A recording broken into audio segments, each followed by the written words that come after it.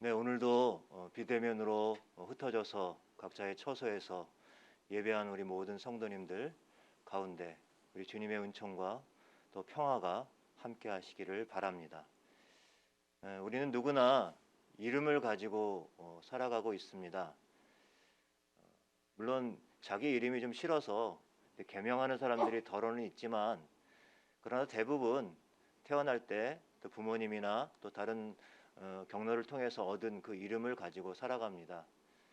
근데 그 이름에는 대개 그 사람에 대한 앞으로 어떻게 살아라라고 하는 기대와 또 바람이 담겨져 있기 마련입니다. 심지어 예전에는요, 요즘은 그렇지 않지만 이름을 좀 천박하게 지으면 오래 산다고 해서 뭐 개똥이니 뭐 갓난이니 순분이니 뭐 이런 식으로 이름을 짓기도 했습니다. 뭐 듣는 입장은 좀 어떨지 모르겠습니다만, 그 이름은 그만큼 그 이름에조차 바로 이렇게 오래 살라는 장소에 대한 기대와 소망이 담겨져 있습니다. 요즘 아이들 참 이름이 이쁩니다. 요즘 저희 예쁜 마을의 아이들도 이름 보면은 그 예은이하고 하은이가 얼마나 많은지 몰라요. 그래서 다 예수님의 은혜로 살고 하나님의 은혜로 살라는 그런 기대 또 그런 바람들이 있을 텐데요. 그러니까 하나님의 은혜에 충만하고 예수님의 은혜에 충만해서 그렇게 은혜를 누리며 베풀며 살라는 그런 의미일 텐데요. 그게 바로 그 아이의 그 자녀의 이름값이 되겠죠. 그러나 문제는 그렇게 이름을 지어놓고도 사실은 그렇게 살지 못하고 그저 자기의 유익만을 구하고 자기의 즐거움만을 추구하며 그 인생을 살아간다고 한다면 그 이름값을 제대로 한다고 할 수가 없습니다. 이름은 개인에게만 주어지지 않지요. 우리 어떤 집단이나 조직에도 그 이름이 주어집니다. 우리 교회는 높은 뜻 섬기는 이라는 이름을 갖고 있습니다. 세상에 또 많은 교회들이 저마다 이름을 갖고 있습니다. 사랑의 교회, 뭐 소망교회, 그 외에도 뭐 행복한 교회, 뭐 이런 이름들이 참 많습니다. 그러나 사랑을 이야기하면서 사랑이 없고, 소망을 이야기하면서도 소망을 말하지 않고, 또 행복한 교회라고 하면서 맨날 분열만 있다면 그것은 그 이름값을 하지 못하는 것이겠습니다. 섬긴다 하면서 우리가 섬기는 그 일이 제대로 이루어지지 않는다면 역시 그 이름값을 제대로 못하는 것이죠. 세상에 이렇게 조직이나 기업 등이 추구하는 가치를 담아서 그래서 표현하는 것을 또 브랜드라고도 말을 하죠. 그래서 세상에는 뭐 나라의 경쟁력보다 더 가치 있는 그런 브랜드도 많이 있습니다. 소위 말하는 뭐 코카콜라니 페이스북이니 또 우리나라 같은 경우에는 뭐 S그룹, H그룹, L그룹 뭐 이런 여러 그룹들의 그 가치는 상상을 초월합니다. 그러나 나름 의미 있는 그러한 이름을 갖고도 그 이름에 걸맞는 그런 이름값을 제대로 하지 못했을 때는 그 시장에서 퇴출되거나 사라져버리는 예도 부지기수입니다. 코로나 이후에 저는 이 이름값에 대한 생각을 많이 하게 됩니다. 특별히 교회라는 이름, 그리스도인이라는 이름, 그리고 목사라는 이름, 저 같은 경우에는 그렇겠죠. 그런데 이런 이름들이 쉴 틈 없이 연일 미디어 매체에 오르락내리락 하는 것을 보면서 참 이름값이라는 게 뭘까 이런 생각을 해보게 됩니다. 정말 요즘처럼 세상에서 교회라는 이름, 또 기독교인이라는 이름, 그런 목사라는 이름, 그 이름값이 땅에 곤두박질 치다 못해 이제는 땅을 뚫고 들어갈 그러한 지경이 되었습니다. 그래서 소위 세상의 공공의 적이 되어버린 것과 같습니다. 상주에 무슨 센터니, 뭐 아이로 시작하는 그러한 선교 단체, 진주의 무슨 기도원, 광주와 부산의 어떤 교회 등등, 심지어 최근에 일어났던 정인이 사건, 이런 일들을 바라보면서 일일이 참 거론하기도 부끄럽고 수치스럽고 또 한편으로는 참 불편하기도 한 상황입니다. 제가 아는 그 목사님의 딸이 하루는 최근에 집에 들어오면서 이 아빠한테 이렇게 말했다고 해요. 하나님께서 1차 대유행 때는 코로나 1차 대유행 땐 신천지를 통해서 알곡과 쭉정이를 가리시더니 최근에는 진짜 알곡과 가짜 알곡을 가르시는 것 같아요.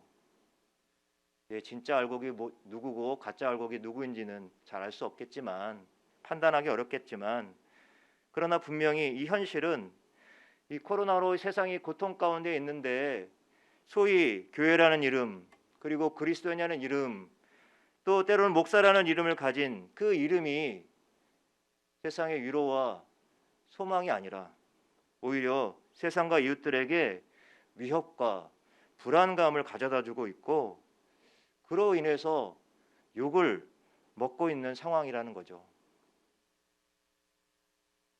사실 교회와 그리스도인들이 욕을 먹는 것이 아니라 사실 그 이름값을 제대로 하지 못하는 우리들 때문에 예수의 이름이 하나님의 이름이 세상에서 욕을 당하고 계시는 것은 아니겠습니까? 이게 더 문제입니다. 이러한 현실 때문에 우리는 더 탄식하고 통회하며 우리 하나님 앞에 나가야 할 것입니다. 오늘 저와 여러분이 읽은 사도행전 본문에는 날 때부터 걷지 못한 채 구걸로 연명하며 살아가던 한 장애인이 나옵니다. 그 장애인이 예수님의 두 제자 베드로와 요한을 만나고 난 뒤 회복된 사건이죠. 사실은 이 사건은 그 이전의 사도행전 2장에 나오는 성령 강림 사건과 이어져 있습니다. 예수님이 승천하신 후에 이 마가의 다락방에서 기도하던 제자들이 성령의 강력한 임재를 경험하게 되고 그래서 주눅 들어있던 그리고 겁에 질려있던 제자들이 갑자기 사람이 변합니다. 다른 사람이 되었습니다. 무엇이 이들을 변화시켰을까요? 물론 우리는 성령이 강림하셨기 때문에 이렇게 설명할 수 있습니다만 좀 더 구체적으로 말하면 오늘 저희들이 읽은 본문의 말씀에 나와 있듯이 베드로와 요한이 선포한 예수 그리스도의 이름의 권세 그것을 요한과 베드로와 제자들이 그 안에 충만하게 그 이름의 권세를 누리고 가지고 있었기 때문이라는 거죠. 그것이 바로 제자들을 변화시킨 동력이고 힘이었던 것입니다. 오늘 본문에는 이러한 충만함을 가지고 성전으로 기도하러 가던 요한과 베드로가 이 성전의 미문이라는 곳에서 날 때부터 걷지 못한 한 장애인을 만나면서 시작합니다. 이 사람은 사도행전 4장 22절에 보면 이 사람에 대한 정보가 좀 나옵니다. 40여 세가 되었다라고 되어 있어요. 그러니까 40여 년 동안 태어나면서 한 번도 걸어본 적이 없는 그러한 사람이었습니다. 그가 지금 성전으로 들어가는 요한과 베드로를 보면서 아주 절박한 눈빛으로 구걸을 합니다. 한 푼 달라는 거죠. 한 푼 줍쇼라고 하는 겁니다. 여러분 이 장면에서 이게 아름다운 그 미문이라는 게 아름다운 문이라는 뜻입니다. 그러니까 성전을 들어가는 입구에 장식되어 있는 아름다운 그런 문이었을 거예요. 근데 이 아름다운 문과 그 문 앞에서 구걸하는 장애인이라는 이 설정이 뚜렷하게 대비를 이루고 있습니다.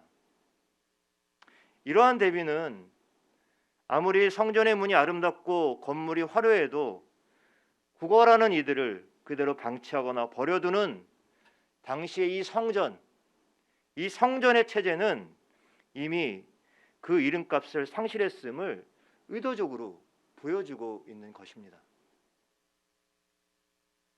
마치 타자의 생명과 이웃에 대한 감수성이 점점 무뎌져 버리고 있는 오늘 한국 교회와 그리스도인의 삶의 자리와 비슷해 보입니다. 겉만 번지르하고 그 속은 썩어서 세상에 소금과 빛으로서의 정체성을 상실한 것과도 같습니다. 앞서도 말씀드렸지만 요즘 일어나는 일련의 일들을 보면서 세상의 모든 부끄러움이 목사와 교회와 성도들의 몫인 것 같습니다. 저명한 구역학자 월터 브루그만은 이 코로나 시대에 새로운 일상에 대해서 이야기합니다. 요즘 이게 뉴노멀이라고 우리 새로운 일상이란 말 자주 들으셨죠. 새로운 일상이란 말이 이제 새롭게 들리지가 않습니다. 너무 자주 들어서요. 그런데 이분이 뭐라고 말했냐면 코로나 시대의 새로운 일상은 여기다 하나를 더 집어넣어요. 그래서 고통받는 이웃과 함께하는 일상이다.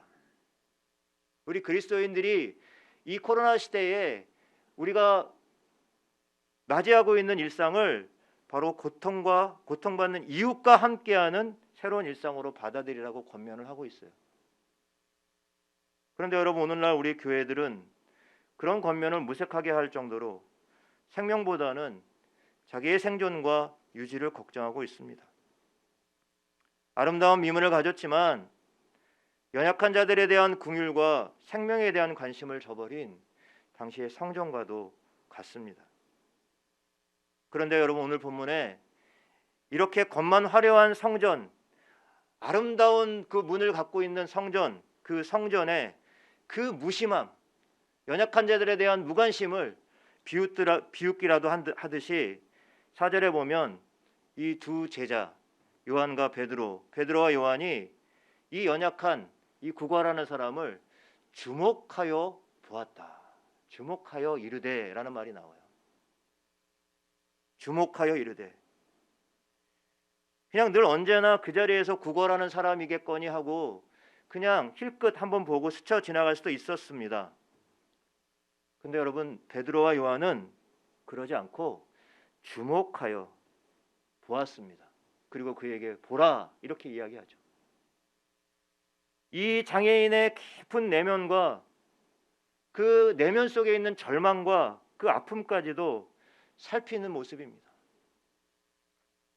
여러분, 언뜻 이 베드로와 요한이 그 장애인을 바라보는 시선 속에서 우리는 요한복음 5장에서 베데스다 연못가에 38년 된 병자를 보시고 그 병이 오랜 줄 아시고 내가 낫고자 하느냐라고 물으시던 우리 예수님의 그 스승의 자애로운 시선이 느껴집니다. 이제 예수님의 제자들이 그 예수님의 눈길로 세상과 이웃을 바라보았다는 거예요. 주목하여 이르되 우리를 보라. 그때 장애인도 두 제자를 바라봅니다. 아, 뭔가 좀 나에게 주려나 보다 이런 생각을 했겠죠. 그런 기대가 있었겠죠. 그런데 이내 들려오는 첫 음성은 참 실망스러웠습니다. 어떻게 대답하죠? 은과 금이 내게 없다. 무슨 말입니까? 나한테는 당신에게 줄 돈이 없어요. 이 말입니다. 근데 여러분, 이 실망스러운 말은 곧이어 터져나올 구원의 전주곡이라고 할 수 있었습니다. 매일매일 반복되는 구걸 속에서 회복에 대한 어떠한 희망도 가질 수 없었던 이 날 때부터 걷지 못한 이 장애인에게 구원의 음성이 들려옵니다. 보라, 은과 금은 내게 없지만 내게 있는 것을 내게 주겠다. 나사렛 예수의 이름으로 일어나 걸어라.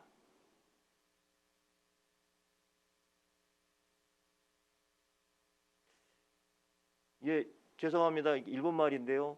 그 돈이 없지 뭐 가오가 없냐 이런 말이 있잖아요. 그렇죠? 이 가오란 말은 사실 얼굴이란 뜻인데 체면이 없냐. 그렇죠? 자신감이 없냐. 이런 이야기입니다. 좀 옮겨보면 돈이 없지 우리가 믿음이 없냐. 돈이 없지 예수의 이름이 우리에게 있지 않냐.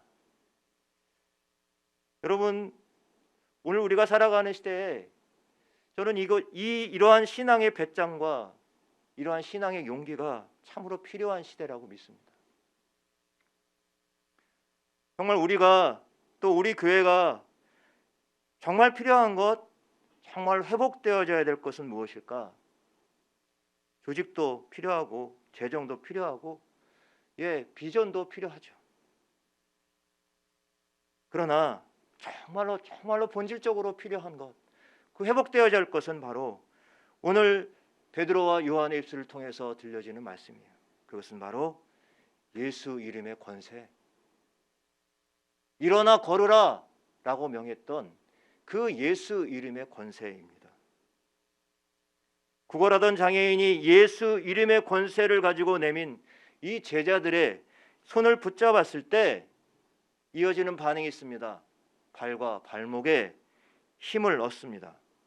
마치 에스겔 골짜기의 마른 뼈들이 다시 살아나듯이 죽었던 그의 세포, 신경세포가 다시 살아나고 힘을 얻어서 뛰고 걷게 되었습니다. 그 다음에 나온 행동이 굉장히 상징적이에요.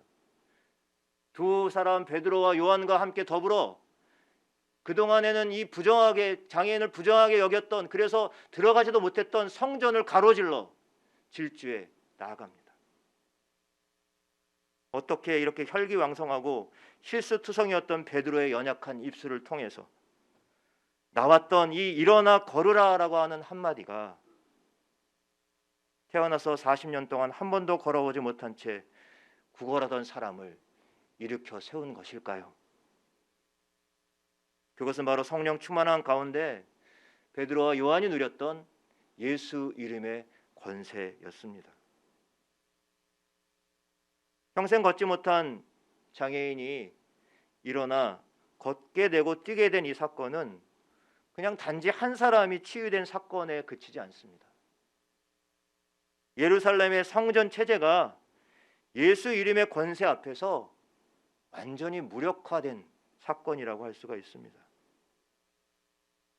왜냐하면 이 성전 미문 앞에 매일 방치된 이 장애인에게 성전은 아무런 도움을 주지 못했기 때문입니다. 그런데 예수 그리스도의 이름이 그를 일으켜 세웠습니다. 그래서 예수의 이름이 그에게 진정한 성전이 되어 버렸습니다.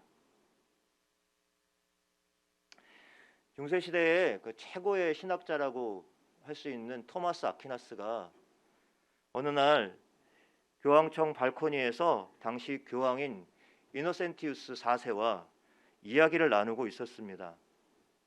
그때 마침 세금을 실은 마차가 교황청으로 들어오고 있었어요. 그때 이 교황이 토마스 아퀴나스에게 이렇게 말했습니다. 토마스, 저기를 보시오. 이제 교회가 은과 금은 내게 없노라 말하는 시대는 지났소. 그 부와 풍요가 너무 좋아서 그랬을까요? 그 영광스러움을 너무 기뻐서 그렇게 얘기했을까요? 그런데 토마스 아퀴나스가 교황에게 이렇게 대답했습니다. 그렇습니다. 그런데요, 교회는 은과 금은 없다는 말뿐만 아니라 내게 있는 것을 내게 주노니 나사렛 예수의 이름으로 일어나 걸으라 말할 수 있는 시대도 지나갔습니다. 이제 우리 교회는 예수 이름의 권세가 없습니다.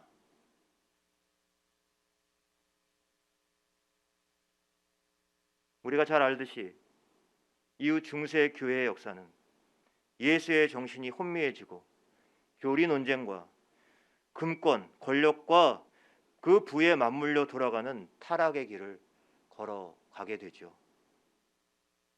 교회가 예수 이름의 권세가 가득할 때는 생명을 구원하는 공동체가 되었지만, 교회가 돈이 가득하고 돈의 지배를 받게 될 때는 영적으로 무기력한 공동체가 되어버렸습니다.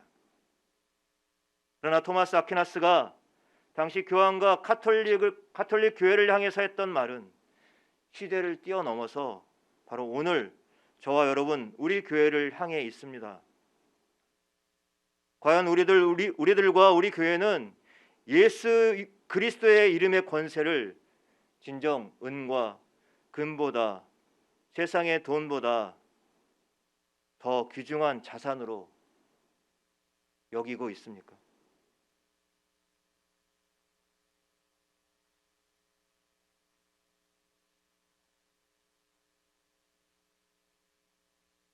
사실 힘을 숭배하고 물질의 지배 속에서 살아가는 오늘날 교회와 목사와 또 그리스도인들은 오늘 본문에서 예수 이름의 권세를 믿고 날 때부터 걷지 못한 장애인을 일으킨 이러한 사건이 사실 우리들에게 일어나기를 기대하지 않는 완악하고 교만한 마음이 있습니다.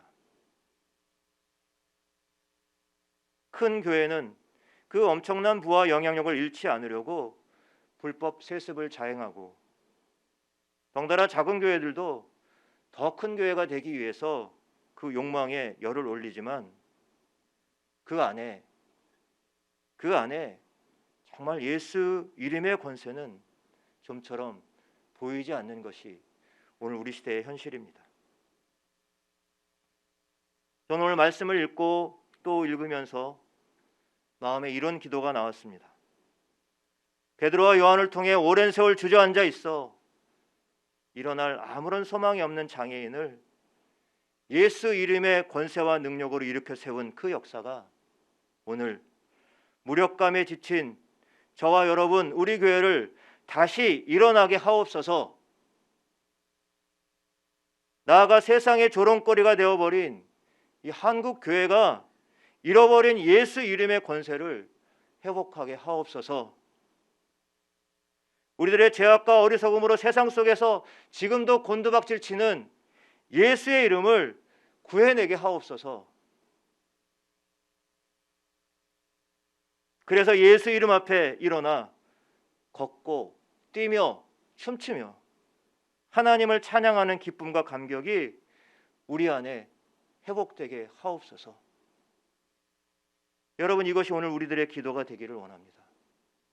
높은 뜻 섬기는 교회가 예수의 이름을 가진 공동체, 또 그 이름의 권세를 경험하는 공동체, 그래서 예수의 이름을 세상 가운데 능력 있게 증거하는 공동체로 다시 태어나기를 주님의 이름으로 간절히 축원합니다. 기도하겠습니다.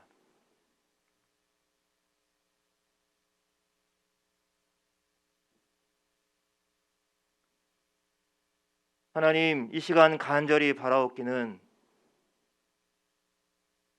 오늘 우리들에게 미문 앞 안진뱅이에게 나사렛 예수 그리스도의 이름으로 능력을 행한 베드로처럼, 요한처럼 그 예수 이름의 권세와 능력을 회복하게 하옵소서. 그래서 모든 사람들을 환영하고 사랑하고 존중해주고 주님의 사랑을 베풀고 실천하는 삶을 살아가게 하옵소서. 오늘 우리에게 허락하신 그 예수 그리스도의 이름의 능력으로 온전히 사랑하며 섬기는 법을 배워가게 하옵소서. 불의와 타협하지 않는 용기를 주시고 내가 있는 곳에서부터 주님이 베푸신 그 사랑과 사랑의 넓이와 깊이를 더 늘리고 실천할 수 있도록 인도하여 주시옵소서. 지금 세상에서 조롱받고 있는 우리 주 예수 그리스도의 이름을 구하게 하옵소서. 진정 그 능력을 힘입어 감당치 못할 사랑으로 이 고통당하는 세상 가운데서 그 이름을 증거하며 살아가는 우리 높은 뜻 섬기는 게 성도들과 공동체가 되게 하여 주시옵소서. 감사드리며 예수님의 이름으로 기도드립니다. 아멘.